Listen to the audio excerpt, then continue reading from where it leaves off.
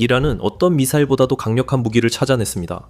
거의 6천만 명에 달하는 사람들이 전쟁을 멈춰달라고 무릎 꿇고 애원하게 만들 수 있는 무기입니다. 그 무기는 바로 갈증입니다. 2월 28일에 시작된 미국, 이스라엘, 이란 간의 전쟁은 이미 걸프 지역 전역에 정유소, 공항, 데이터 센터, 고급 호텔, 그리고 군사기지까지 타격했습니다. 그리고 대부분의 보도는 석유에 집중되어 있습니다. 왜냐하면 걸프 지역이 바로 그 석유로 유명하기 때문이죠. 그게 바로 시장이 공황 상태에 빠지는 이유입니다. 그리고 그게 모두가 머릿속에 위기 대응 매뉴얼을 가지고 있는 상황이죠. 석유 가격이 급등하면 시장이 반응하고 정부는 전략 비축분을 방출하지만 3월 8일 아침에는 다른 일이 벌어졌습니다. 이란 드론이 바레인에 있는 담수화 시설을 공격했습니다. 이번 전쟁에서 수자원 인프라가 직접 타격을 받은 것으로 확인된 첫 사례였습니다. 그리고 정유 시설이 공격을 받는 것과 달리 물에는 전략 비축분이 없습니다. 물에는 선물 시장도 없습니다. 수도꼭지에서 물이 끊겼을 때를 관리할 국제적인 체계도 없습니다. 남는 건 공포와 죽음뿐이죠. 걸프 지역의 진짜 아킬레스건은 결코 석유가 아니었습니다. 항상 물이었습니다. 아라비아 반도는 세계에서 가장 건조한 지역 중 하나로 강수량이 거의 없고 사우디아라비아, 쿠웨이트, 카타르, 바레인에는 큰 강이 없습니다. 대수층 대부분이 수십 년간 자연 보충 속도를 넘어서 펌프로 퍼올려져 심각하게 고갈됐습니다. 1970년대에 석유 붐이 왔을 때 걸프 국가는 대부분의 나라가 고민할 필요조차 없었던 문제 해결에 막대한 자금을 투입했습니다. 근본적으로 식수가 전혀 없을 때 어떻게 식수를 구할 수 있을까요? 그 해답은 담수화였습니다. 페르시아만에서 바닷물을 끌어와 거대한 산업시설을 통해 소금을 제거하고 그 결과물을 사람들의 집으로 공급하는 것이죠. 지난 50년간 이들 국가는 인류 역사상 가장 야심찬 물 인프라를 구축했습니다. 워싱턴 DC 아랍센터의 2013년 연구에 따르면 그렇습니다. 걸프 협력회의 회원국들은 전 세계 담수화 용량의 약 60%를 차지하며 전 세계 담수화된 물의 약 40%를 생산하고 있습니다. 아랍만 연안의 아랍에미리트에서 쿠웨이트까지 400개가 넘는 플랜트가 수천만 명의 생명을 지키고 있습니다. 마이클 크리스토퍼로 유타대학교 중동센터 소장은 이들 국가를 염수왕국이라고 부릅니다. 인공적으로 만들어진 화석연료에 기반한 물의 초강대국으로 세계에서 가장 척박한 해안선을 문명으로 바꿔놓았다고 말합니다. 쿠웨이트는 식수의 90%를 담수화에서 얻고 있습니다. 오만은 86%, 사우디아라비아는 70%입니다. 방금 드론이 공격한 바레인은 103개의 담수화 시설을 보유하고 있으며 사실상 천연 대수층이 전혀 없습니다. 바레인은 외부에 의존할 수 없는 섬나라입니다. 카타르와 아랍에미리트, 특히 두바이도 도시 용수 대부분을 담수화에 의존합니다. 담수화 시설을 제외하면 이들 국가는 가뭄에 대비한 비상대책이 전혀 없습니다. 단 하나도 없습니다. 지구상에서 인구가 많고 빠르게 성장하는 이 지역의 전체 물 공급망이 현재 전쟁이 벌어지고 있는 한가운데 위치한 수백 개의 해안 산업 시설을 통해 운영되고 있는 것입니다. 모두가 이란이 부르즈 할리파를 공격할지에만 집중했지만 드론은 300만 명의 생명을 유지하는 시설에서 12마일 떨어진 곳에 떨어졌습니다. 그리고 그곳 보안은 여러분 시청만큼 허술합니다. 물론 그 드론이 해수 담수화 시설을 직접 타격하진 않았지만 이란이 미군 기지와 수십억 달러짜리 레이더 시스템을 미사일로 명중시킬 수 있다면 항구 대신 해안가의 담수화 시설을 타격하는 건 그리 어려운 일이 아닙니다. 실제로 거의 같은 시기에 아랍에미리트 동부 해안에 위치한 푸자이라 F1 복합 발전 및 담수화 시설 이 피해를 입었습니다. 보스턴 글로브와 더 컨버세이션에 따르면 피해는 인근 항구 공격이나 요격된 드론 파편에서 발생했으며 담수화 시설을 고의로 직접 겨냥한 것은 아니었습니다. 그럼에도 불구하고 시설은 영향을 받았습니다. 쿠웨이트에서도 같은 일이 일어났습니다. 요격된 드론의 파편이 도하 웨스트 담수화 시설에서 화재를 일으켰습니다. 전쟁 첫 나흘간 세 사건 모두 수자원 인프라나 그 근처에서 발생했지만 명확히 의도적이진 않았습니다. 하지만 3월 7일 이란 외무장관이 X에 미국의 공습이 호르무즈 해협의 카심섬에 있는 담수화 시설을 타격했다고 주장하는 글을 올렸습니다. 이로 인해 30개 마을의 수돗물 공급이 중단됐다고 했습니다. 그는 이를 노골적이고 절박한 범죄라며 이란 인프라 공격은 심각한 결과를 초래할 것이라고 경고했습니다. 미국이 선례를 만든 것이지 이란이 아니라는 점을 분명히 했으며 미 중부사령부는 이를 부인했습니다. 심지어 커뮤니티 노트가 추가되어 어떤 국제 언론이나 감시 기관으로부터도 독립적인 확인이 없었다는 점을 확인했습니다. 공습 여부는 불확실하지만 이란이 네가 우리 물을 공격하면 우리도 네 물을 공격한다고 발표한 것이 중요했습니다. 다음날 아침 드론이 바레인 담수화 시설을 공격했고 바레인 내무부가 이를 확인했습니다. AP, 알자지라, 걸프뉴스가 이 사건을 보도했습니다.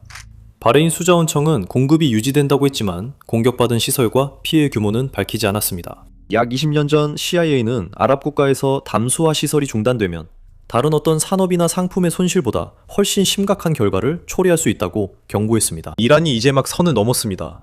이제 이란이 다음에 어디를 노릴지 이야기해봅시다. 이 지역 전체에서 가장 집중된 취약점은 아마 주바일이라고 불리는 이 시설일 것입니다. 이 시설은 페르시아만 사우디 측에 위치해 있으며 약 500km 단일 파이프라인으로 리야드에 물을 공급합니다. 그 파이프라인은 사우디 수도의 식수의 90% 이상을 운반합니다. 2008년 리야드 주재의 미국 대사관에서 작성된 기밀 외교 전문이 위키리크스를 통해 공개됐습니다. 이 전문은 플랜트나 파이프라인, 전력 인프라가 심각히 손상되거나 파괴될 경우 리야드는 일주일 이내에 대피해야 한다고 경고했고 추가적인 위험도 언급했습니다. 그 전문은 주바일 담수화 플랜트 없이는 현재의 사우디 정부 구조가 존재할 수 없다고 단도직입적으로 명시했습니다. 물론 사우디아라비아는 2008년 그 전문 이후로 예비 시스템에 투자해왔지만 같은 기간 동안 인구도 1,400만 명 이상 늘어났습니다. 또한 지구상 어디에도 이란의 미사일, 드론 전력에 맞서 500km 송수관을 제대로 보호할 방법은 없습니다. 그리고 카타르가 있습니다. 카타르는 거의 지하수도 없고 강도 없는 작은 반도입니다. 이 나라는 최근까지도 비축된 물이 고작 사흘치밖에 없었습니다. 해수 담수화 시설이 멈추면 국가 비상 물량은 겨우 사흘치였습니다. 카타르는 40억 달러, 세계 최대 물 저장 시설을 건설해 대응했습니다. 650km의 파이프로 연결된 15개의 거대한 콘크리트 저장고입니다. 이 모든 걸 단지 나흘을 더 버티기 위해 지은 거죠. 이제 카타르는 비축된 물이 겨우 7일치밖에 없습니다. 그게 그들이 이룰 수 있는 한계입니다. 다른 나라들과 비교하면 아랍에미리트는 훨씬 더 나은 성과를 냈습니다. 걸프 국가를 전문으로 연구하는 환경연구원 나시르 알사에드에 따르면 아랍에미리트는 2036년 물 안보 전략에 따라 약 45일치의 물 저장 능력을 구축했습니다. 그 말만 들으면 안심이 되지만 아랍에미리트가 전투 둘째 주에 단 하루 만에 117대의 드론 중 113대를 요격했다는 사실을 떠올리면 얘기가 달라집니다. 나머지 4대는 국내에 떨어졌습니다. 그리고 미사일이나 드론 한 대면 21세기 최악의 물전쟁이 시작될 수 있습니다. 마지막으로 바레인과 쿠웨이트 같은 소국들이 있는데 이들이 가장 취약합니다. 이들은 전략 비축이 부족해 장기 공급 차질 시 가장 먼저 영향받습니다. 바레인은 대체 수원이 없는 섬나라로 유일한 비상대책은 사우디아라비아에서 오는 송수관뿐입니다. 만약 해수 담수화 시설이 멈추고 그 송수관마저 끊기면 바레인에게 남은 선택지는 단 하나, 전면 대피뿐입니다. 이것이 물 공격이 석유 공격과 근본적으로 다른 이유입니다. 정유소가 멈추면 경제 문제가 생기지만 고통스러워도 사람을 죽이지는 않습니다. 하지만 물은 다릅니다. 또한 이런 시설을 공격하는 나라가 보복을 두려워할 필요가 거의 없습니다. 이란이 담수화로 얻는 물은 전체의 약 3%에 불과하기 때문입니다. 하지만 이란에 물이 많다는 뜻은 아닙니다. 이미 물이 거의 바닥나고 있고 가까스로 버티고 있는 상황입니다. 이란 북서부의 우르미아 호수는 한때 중동에서 가장 큰 호수였지만 최근 나사 위성 사진에 따르면 사실상 사라진 상태입니다. 이 호수는 약 90%의 수량을 잃었고 이제 사실상 소금 평원이나 다름없습니다. 2026년 2월 CSIS 분석에 따르면 위성 사진을 이용해 테헤란의 주요 저수지 5곳 중 4곳 2025년 여름과 가을 동안 급격한 감소를 겪은 것으로 나타났습니다. 그중 2곳인 라르와 라티아는 70% 이상 줄어들었습니다. 2025년 말까지 5년 연속 가뭄이 이어진 후 테헤란의 전체 저수지 시스템은 용량의 약 10에서 12% 수준으로 떨어졌습니다. 실제로 도시 아래의 땅조차도 말 그대로 붕괴되고 있습니다. 테헤란 일부 지역에서는 연간 최대 30cm까지 지반 침하가 발생하고 있습니다. 이는 지하수가 너무 많이 뽑혀나가 땅이 빈 공간으로 가라앉고 있기 때문입니다. 2025년 11월 파제슈키안 대통령은 12월까지 테헤란에 비가 내리지 않으면 수도에 급수 제한이 필요할 것이며 가뭄이 계속된다면 결국 도시를 대피시켜야 할 수도 있다고 공개적으로 경고했습니다. 2026년 1월 전쟁 시작 몇 주 전 이란은 공식적으로 수도를 남쪽 메흐란 해안으로 이전하는 계획을 검토 중이라고 발표했습니다. 그곳은 적어도 바닷물이 가까워 담수화라도 가능합니다. 이전 비용은 약 770억에서 1000억 달러로 추산되었습니다. 그리고 그 해안선은 개발이 덜 되어 있고 안보 위협에 노출되어 있으며 국가 정부를 유치할 준비가 전혀 되어 있지 않습니다. 게다가 이란은 재정적으로도 파산 상태입니다. 하지만 이란이 수자원 인프라를 공격하지 않는 또 다른 이유가 있을 수도 있습니다. 사실 2025년 말 중동 포럼에서 발표된 국제 보고서는 이란이 물붕괴 외 위기에서 벗어날 틀을 제안했습니다. 권고된 금융 모델은 사우디아라비아와 걸프 협력 회의를 위한 것이었습니다. 걸프 자금, 걸프의 물 수출, 걸프의 담수화 기술이었습니다. 모든 것이 준비되어 있었고 수도가 식수 고갈까지 불과 몇 주 남은 나라를 도울 수 있었습니다. 하지만 불행하게도 이란과 걸프 국가들 간의 관계는 이미 너무나도 갈라져 있었고 불신이 너무 깊어서 그런 일은 일어날 수 없었습니다. 이제 이란은 물 고갈이 국가적으로 어떤 영향을 미치는지 깊이 이해하는 나라입니다. 그들은 이를 자국에서 직접 목격하고 있기 때문입니다. 이제 이란은 전쟁 한가운데에서 자국보다 그 기반 시설에 더 의존하고 있는 다른 나라들의 물 인프라를 겨냥하거나 접근하고 있습니다. 바로 이것이 이란의 핵 억지력입니다. 이란 인터내셔널의 분석에 따르면 이번 분쟁에서 이란의 전반적인 접근 방식은 물, 에너지, 교통 인프라와 같은 취약한 소프트 타깃을 노골적으로 공격해서 상대방에게 이 분쟁이 경제적으로 이익이 되지 않도록 만드는 데 목적이 있습니다. 첫 번째 해석은 바레인 공격이 의도적이었다는 것입니다. 제벨알리와 푸자이라에서 아슬아슬하게 빗나간 공격들은 의도적 탐색이거나 운 좋게 빗나간 것으로 보입니다. 하지만 두 번째 해석이 더 무섭습니다.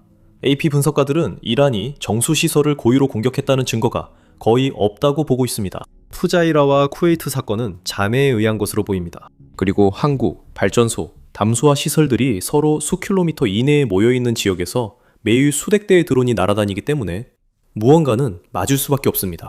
어느 날 미사일이 잘못된 곳을 타격하면 한 나라가 대피로 아수라장이 될 수 있습니다. 이 상황을 더 악화시키는 것이 바로 호르무즈 해협입니다. 담수화에 가장 많이 의존하는 걸프 국가들은 사실상 모든 식량을 수입하는 국가들이기도 합니다. 바레인, 쿠웨이트, 카타르, 그리고 아랍에미리트. 이들 모두는 자국 인구를 먹여 살릴 만큼 충분한 식량을 생산하지 못합니다.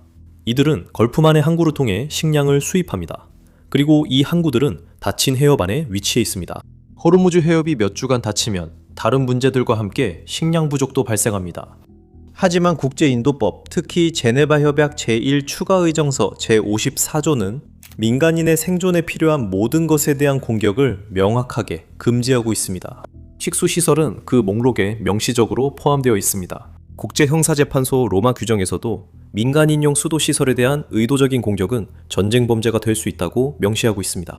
하지만 이슬람 정권이 이런 법들을 전혀 신경 쓰지 않는다는 점을 기억해야 합니다. 이미 거리에서 수천 명의 자국민을 총으로 쏘고 처형하는 모습을 봤잖아요. 사실 이런 일은 거의 모든 전쟁에서 발생합니다.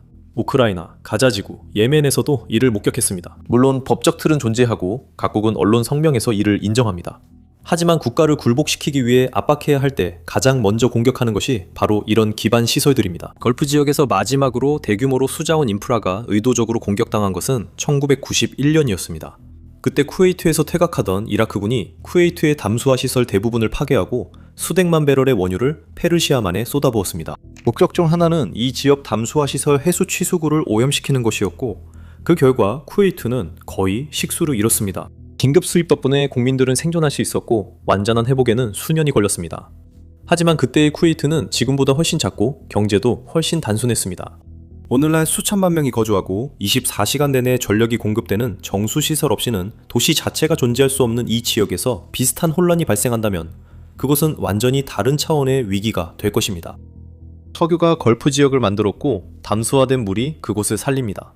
현재 두 가지 모두 같은 분쟁에서 위험에 놓여 있습니다.